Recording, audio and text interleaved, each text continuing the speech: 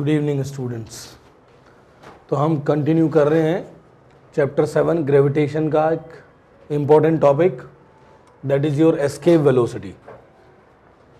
अब बेटा escape velocity होता क्या है ज़रा ध्यान से समझना। ये वो वेलोसिटी है जिस वेलोसिटी से ग्राउंड से हम किसी ऑब्जेक्ट को एस्केप करा सकते हैं।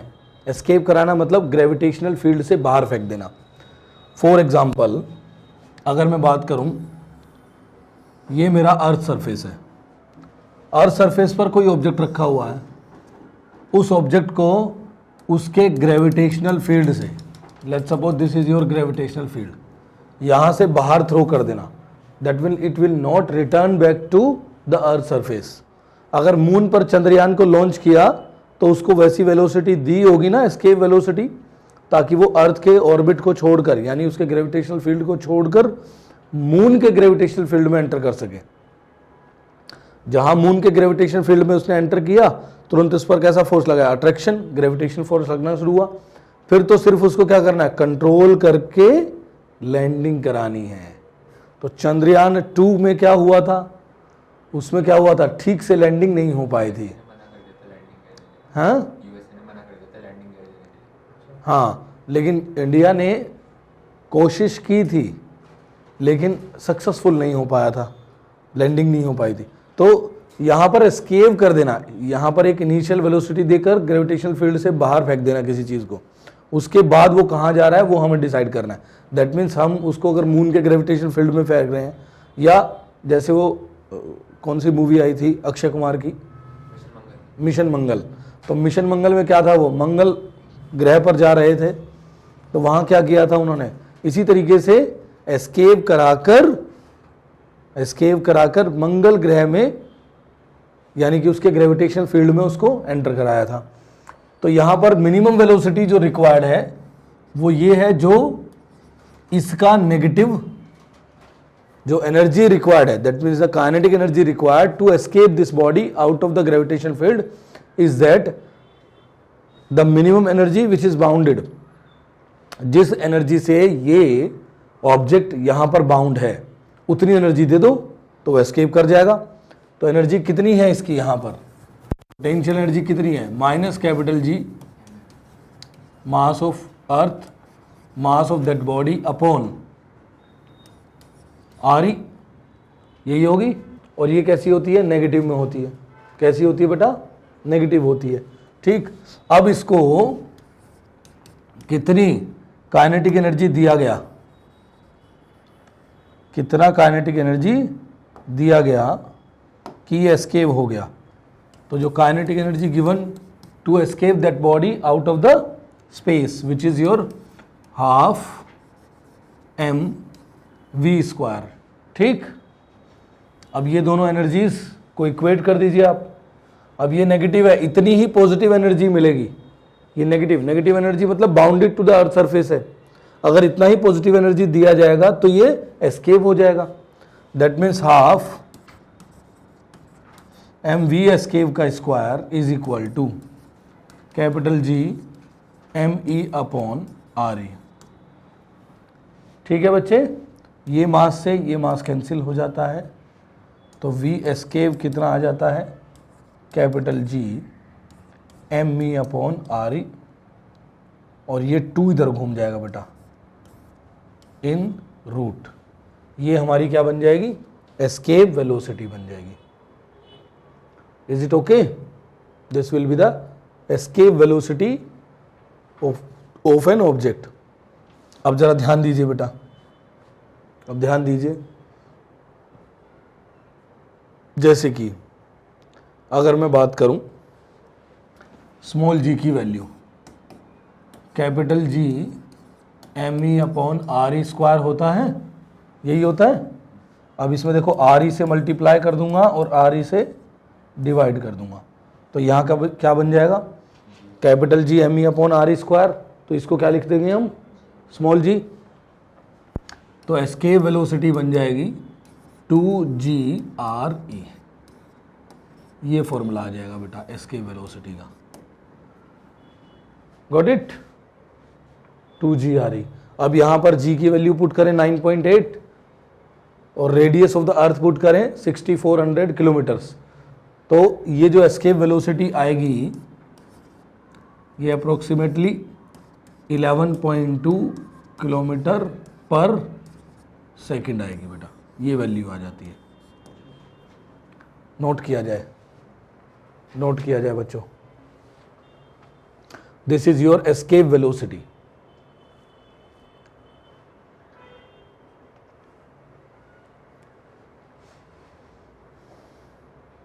ये नोट्स में करेक्ट कर लेना, और रूट के अंदर लिखा हुआ 11.2 ना, उसको हटा लेना। दैट इज योर 11.2 किलोमीटर पर सेकेंड।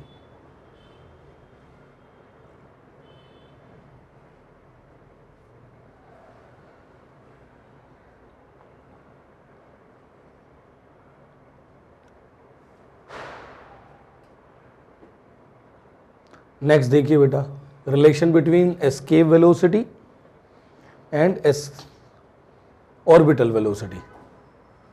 नेक्स्ट टॉपिक, अब रिलेशन, डायरेक्ट क्वेश्चन आता है इस पे, between escape velocity and orbital velocity. तो बेटा ध्यान दीजिए जरा, अगर मैं बात करूं ऑर्बिटल वेलोसिटी की, तो वो आई थी मेरी, क्या आई थी बच्चों, रूट में g इंटू आर ई। अगर मैं बात करूं एस्केप वेलोसिटी की, तो रूट में 2g इंटू आर ई, यही होता है। इनका रेशो बना लो, डिवाइड कर दीजिए इसको, v orbital by v escape is equal to 1/√2। ठीक है, तो v orbital is equal to √2 time of v escape. ठीक, तो रेशो बनाना, मैंने आपको बोला इस चैप्टर में बहुत सारे क्वेश्चंस इसी फंडे से सॉल्व हो जाएंगे। रेशो बनाना, बस फॉर्मूला याद होना चाहिए। रेशो बना के कल हमने 3-4 क्वेश्चन किए थे, इस तरीके से सारे क्वेश्चन सॉल्व हो जाते हैं। यहाँ पर देखो ये रिलेशन हम उसी तरीके से निकाल रहे हैं। Got it? समझ आ गया सबको? बोलो बेटा। अगला टॉपिक लिखिए, types of satellite. Basically 2 type की सैटेलाइट के बारे में हम पढ़ रहे हैं। एक है बेटा जियो स्टेशनरी सैटेलाइट और दूसरा है पोलर सैटेलाइट। नेक्स्ट देखिए आप,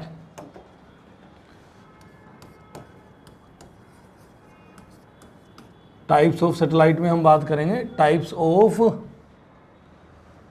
रिवोल्यूशन। रिवोल्यूशन लिख देते हैं, of satellite, types of revolution. तो रिवोल्यूशन की अगर मैं बात करूं बेटा, तो ये 2 तरीके के, पहला जियो स्टेशनरी, जियो स्टेशनरी,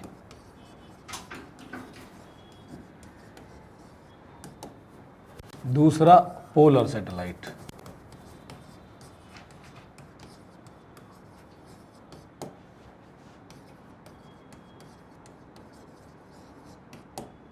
तो एक होता है जियो स्टेशनरी, दूसरा होता है पोलर सैटेलाइट।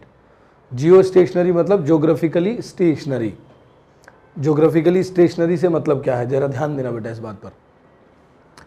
जैसे हम यहाँ खड़े हुए हैं, हमारे जस्ट ऊपर एक सैटेलाइट को लॉन्च किया गया। अब जैसे जैसे अर्थ रिवोल्यूशन कर रही है, वैसे वैसे साथ साथ क्या कर रही है, उसके साथ जियो स्टेशनरी सैटेलाइट भी घूम रही है। अर्थ के घूमने के साथ साथ, अर्थ के रोटेशन के साथ साथ जियो स्टेशनरी सैटेलाइट का रिवोल्यूशन हो रहा है। अब उसका रिवोल्यूशन 24 आवर है और अर्थ का रिवोल्यूशन भी 24 आवर है। तो यहाँ से ये हमेशा सेम पोजीशन पर रहेगी। ठीक है, always on the same position, same position पर घूम रही है हमारे साथ साथ। इसका मतलब जो टेलीकम्युनिकेशन हम करते हैं, जो मोबाइल ट्रांसफ़र हो रहा है, टेलीविज़न के सिग्नल्स ट्रांसफ़र होते हैं, रेडियो ट्रांसमिशन हो रहा है, ठीक है, उसमें हम अगर सैटेलाइट का यूज कर रहे हैं तो कैसी सैटेलाइट है, जियो स्टेशनरी, क्योंकि वो सैटेलाइट एक पर्टिकुलर प्लेस पर है बेटा। जैसे अर्थ के यहां पर सैटेलाइट को लॉन्च किया गया है, लेट्स सपोज। अब ये सैटेलाइट क्या कर रही है, पूरा ये वाला एरिया कवर कर रही है, ठीक, 120 डिग्री पर, समझ गए।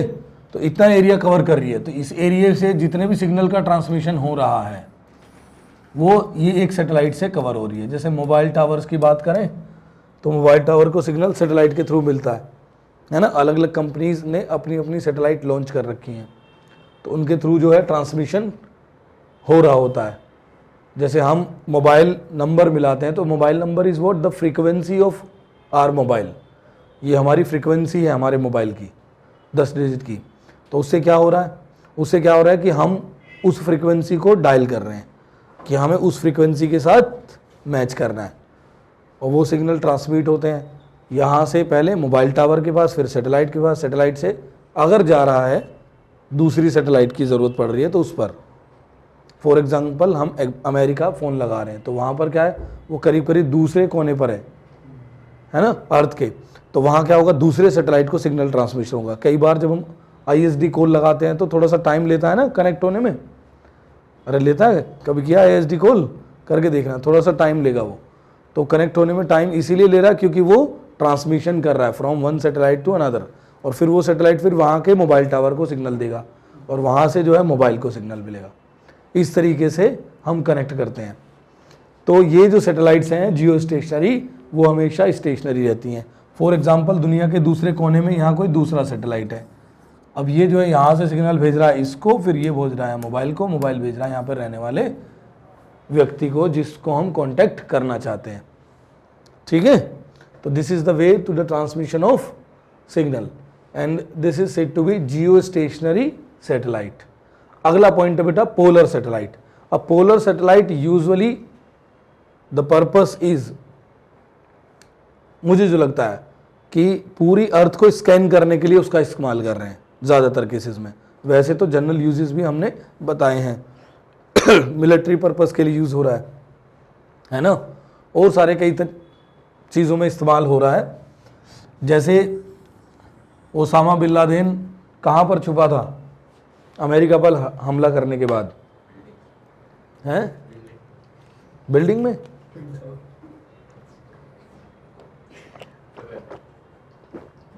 पाकिस्तान में छुपा था वो, ठीक है। अब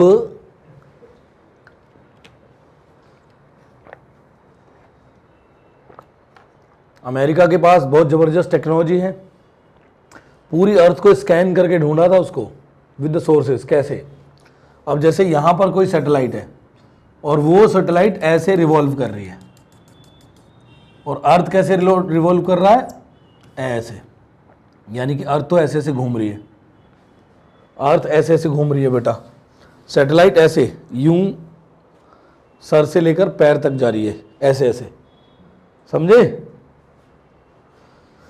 तो इस केस में क्या होगा, अर्थ का ऐसे घूमना, गॉट इट और नॉट, और सैटेलाइट का ऐसे घूमना, तो एक पॉइंट पर घूमते घूमते वो पूरी अर्थ को स्कैन कर लेता है, पूरी अर्थ को। बात समझ में आई। तो जो पोलर सैटेलाइट हैं वो पोल टू पोल घूम रही होती हैं और अर्थ जो है उस एक्सिस पर रोटेट कर रही होती है, ठीक। नेक्स्ट देखिए बेटा, इनके यूजेस लिखिए। जियो स्टेशनरी सैटेलाइट कहाँ कहाँ इस्तेमाल होती है, राइट द यूजेस। पहला है in communicating radio and TV mobile signals across the world. दूसरा, second point, in studying upper region of the atmosphere, upper region की स्टडी करने में भी इस्तेमाल होता है। In forecasting weather, forecasting मतलब वेदर रिपोर्ट जो मिलती हैं उसके लिए भी इसका इस्तेमाल किया जाता है। इन determining the exact shape and the dimension of earth, इसमें भी इसका इस्तेमाल हो रहा है। Polar satellite again weather forecasting में इस्तेमाल होती हैं। पोलर सैटेलाइट भी weather forecasting, spy work for military purpose, समझ आया आपको, उसमें भी इस्तेमाल होती हैं। Topography of moon, Venus and Mars, this is also a use of polar satellite. Okay, एक लास्ट टॉपिक बचा है बेटा इस चैप्टर का, थ्योरी पार्ट है, दैट इज योर वेटलेसनेस। जरा ध्यान से समझिए, वेटलेस कब फील करता है कोई?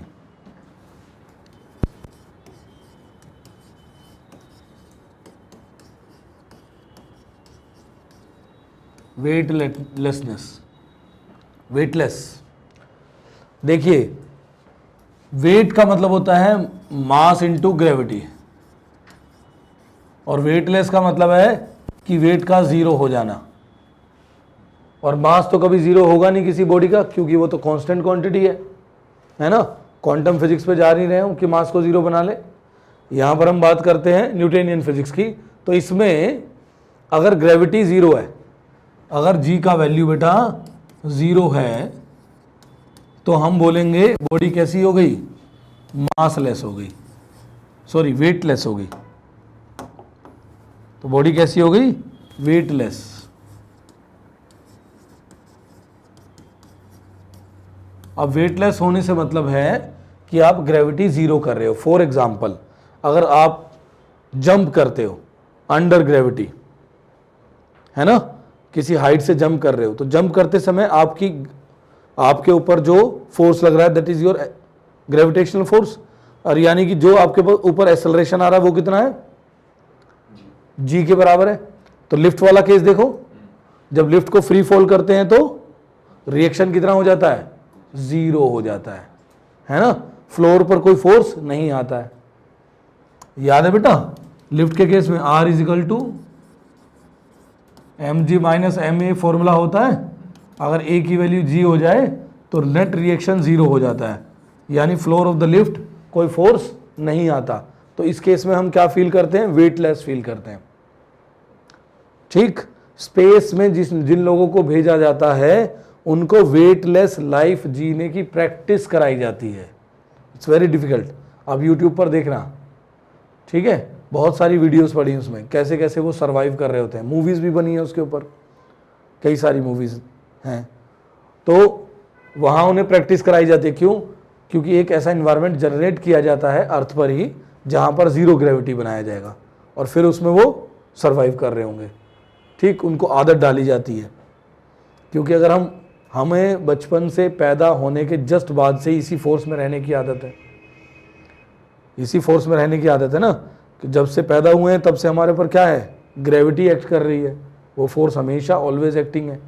अब वो ग्रेविटेशनल फोर्स अगर हट जाए तो हमें प्रॉब्लम होगी, इवन डाइजेस्टिव सिस्टम डिस्टर्ब हो जाएगा, ब्लड सर्कुलेशन डिस्टर्ब हो जाएगा, है ना।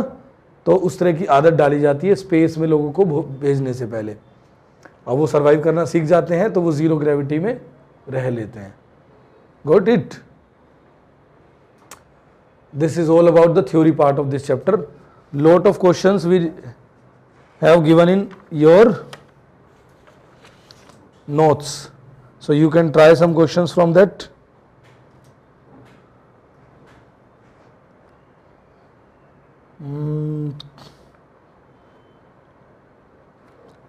Try with some objective questions from question number 1. Start from question number 1. Start it.